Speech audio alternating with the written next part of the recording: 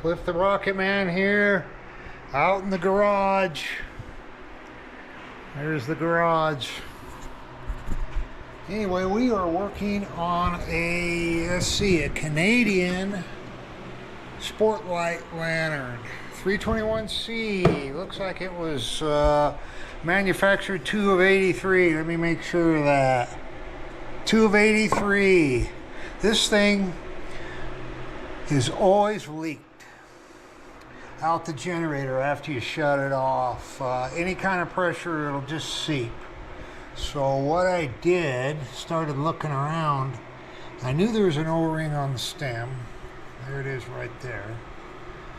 And I got to looking at the instructions. Here's the eccentric for it, and it showed an O-ring there.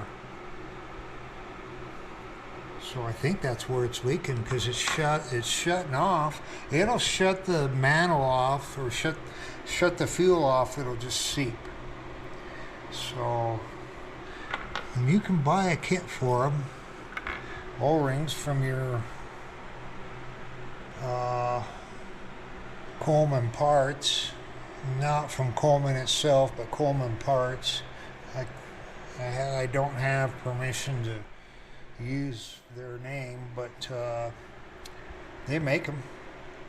Doesn't show for the 321, but it's the same kit. It just has an extra O-ring in it. And here's the block. The eccentric fits down inside there, and then the stem fits here. So what I'm going to do is put it back together, pump it up, and see if it leaks out of the generator. Well, maybe that'll fix my problem. It's always done this since I've owned it. I probably bought it 5 years ago, and it's always leaked. So I'll let you know how this project comes out. Anyway, lift out. Oh, okay, I'm back. It's back together and working. Now what I did is I just partially assembled it and put the generator on it without the cage on it, and just watched it, pressurized it and watched it, and it wasn't leaking out of the generator. So I think I got it fixed. We're going to try it again. We'll run it for a little while, but it was this small O-ring. It was hard as a rock. What it does is when you turn it to the off position, which is over here, that O-ring slides down into the top of the fuel tube and shuts the fuel off. Let's see how quickly it won't. So you can feel it's different now. You can feel that the O-ring is sliding down in the fuel tube, and that shuts the fuel off to it. If not, it'll just if it's got any pressure, it'll just dribble out of the generator.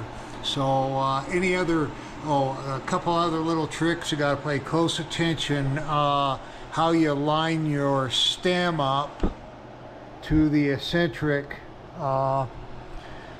The little notch, or the spring, it has a little spring clip that holds it on with a built-in notch in it. Now that notch needs to be over here on this side, and then you have to put the knob on to make sure it's lined up in the same place. It needs to, when you come over here to the off position, the eccentric needs to go all the way down.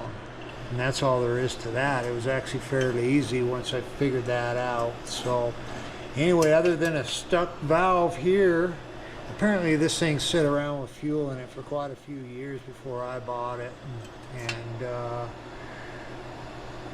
So this third time I've taken it apart, and funny, just happened to look at a diagram and realize there's another O-ring down there, which is that one. And then these two, I don't know about that one. This one's for the stem, and there's the old ones right there. So there you go. There's how to fix a 321 Canadian Coleman lantern. It works great. It's always worked great. It's just always leaked a little bit, which bothers me.